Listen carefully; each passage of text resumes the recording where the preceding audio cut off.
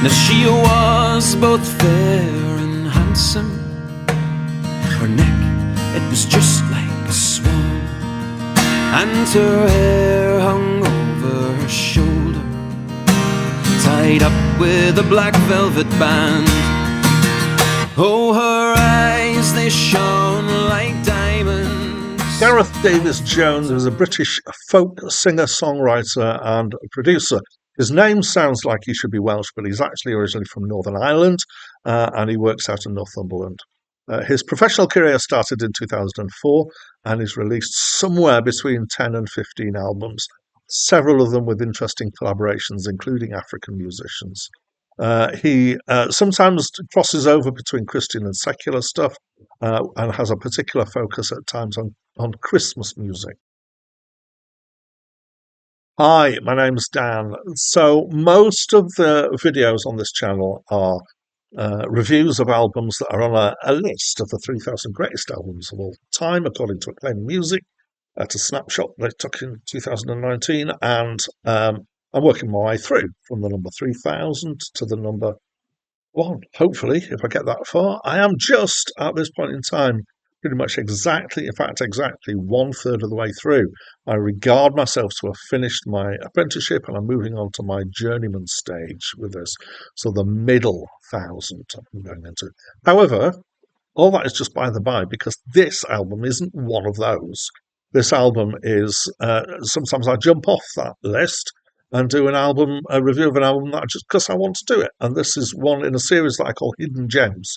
So this is an album that isn't particularly well known, but I like a lot. So I want to go, give full disclosure here, is that the reason why I know about Gareth Davies-Jones is because he's actually a friend of mine. He's a guy that I know. He lives not too far away from here. He goes to the same church as my wife, and I've known him for years.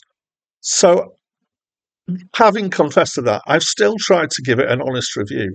I picked this album almost at random from the albums of his, and I've given it a closer listen than I've ever given it before to do the review. And I'm really pleased to say that I was really impressed with this album, and the score will tell you that. And I'm really hoping that it's not just that I'm particularly well inclined towards him because I know him. I do think it's a really strong album. So musically, I would just definitely describe this as folk. There's quite a lot of acoustic instruments here. Sometimes it's just voice and guitar. Here's a guitarist and plays other stringed instruments. Sometimes there's more. So there's things like, as you'd expect in folk, like an accordion and a cajon, mandolin, fiddle, wooden flute. Sometimes there's drums and bass or double bass. And it's at its fullest, I would say it sounds a bit Calls-like in its backing. People are kind of somewhat aware of Calls. It's not really what I would call Celtic folk, which tends to kind of sometimes alternate between instrumental fast fiddle tunes and slower songs. This is more akin to English folk of people like, if you've come across them, Seth Lakeman and Kate Rusby, who are probably the two best known kind of modern folk proponents. There's some really strong playing. There's some nice production to this as well. It's got a rich and open sound. It's just kind of got this nice, intimate feel and clarity to it. Mostly, he doesn't show off his guitar skills much. He's doing it as backing. The last track, which is an instrumental called Path to Windy Gyle, has actually got some really good acoustic guitar playing in it. So that kind of shows the strength that he's got in his playing. Let's talk about his voice.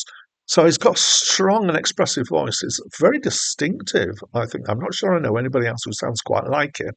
He's got a rich voice, and one particular distinctive aspect, he's got a very tight tremolo, which is interesting. So a lot of singers, I often find it hard to talk about voices. There are some things that I can talk about there, and one of them is the difference between tremolo and vibrato. So vibrato is when kind of the classic opera singer, where they get the note and they change the note up and down and wobble it around the centre. There are a few singers who don't do vibrato, and I think there's a natural part of their voice is that instead they do tremolo, which means instead of the pitch changing, it's just the volume that changes. Now, one of the most distinctive ones of those that I know of is Cliff Richards. But Gareth has this as well. So he's got a very tight tremolo to his voice, which gives it a very particular sound when he gets into that. Where am I in my notes? Yeah, he delivers well as well. He's good at kind of delivering emotion and stuff and making it sound. It's not overly forced or in such a way that it feels cynical. This sometimes is my a particular detriment, I think, to country music, is they can feel overly cynical and overly pushed and overly manipulative. Whereas with this, with Gareth, it just feels genuine. I think when we talk about country or country style stuff, I've always liked James Taylor because he always comes across as genuine. Gareth has the same thing. He delivers well. So far, all so strong. But now let's talk about the songwriting. Um, so this is folk. And so, as you'd expect, it's got songs about life and people and social commentary and things like coal mining and fishing and stuff like that. Occasionally about things that have gone wrong. Probably the most prominent of those is Princess Victoria, which is about a ferry that sank. But it's not all doom and gloom. Far from that. There's quite a few positive songs in here, like Scottish Lights, which is a really nice song about lighthouses, but also is a metaphor. He's really strong on metaphor. He likes to he's got them all over the place, like his Butterfly Trapped on the Underground, which is a really nice song as well. There's a lot of nice songs on this album. His Christian faith comes through strongly, not in a preaching way, but is obviously personal. And it obviously informs the way he sees the world and reacts to the world, and it comes out in his songwriting.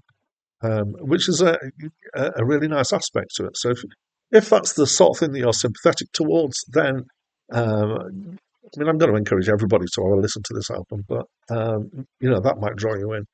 There is a beautiful emotional moment in it, which are the last sung words on the album, which are towards the end of the second to last track, which is the Princess Victoria, and they're taken from a hymn. I won't say any more than that.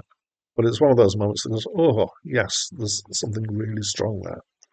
Most of the songs are originals. I think I haven't tracked down and checked all of them, but I did check the Black Velvet Band, which is one of my favourites on the album, which is actually a Dubliners song. I don't know if they wrote it originally. It's just slightly out of the norm for his kind of style of content, I would say, but it works well. So overall, the album is beautiful, is nicely played, it's expressive, it's well written, and also as an album, it's nicely rounded as well. It's got a great feel to it. Maybe, as I keep saying, I'm biased because I know him. I don't think so. Maybe I've pushed it up a bit, but it's still just a really strong album, I would say. But don't take my word for it. Judge it for yourself. Have a listen, and then let me know what you think. If you already know this album, I'd love for you to let me know what you think of it. But I'm suspecting most people, it's a new album to you, but it may be one that you enjoy. So please do leave comments, and that's it from me for now. Well, I'm here in the west of the island of Arran, and I'm stood on the small Isle of Pladder, and I'm staring out to sea, and I'm thinking of ships that look for the light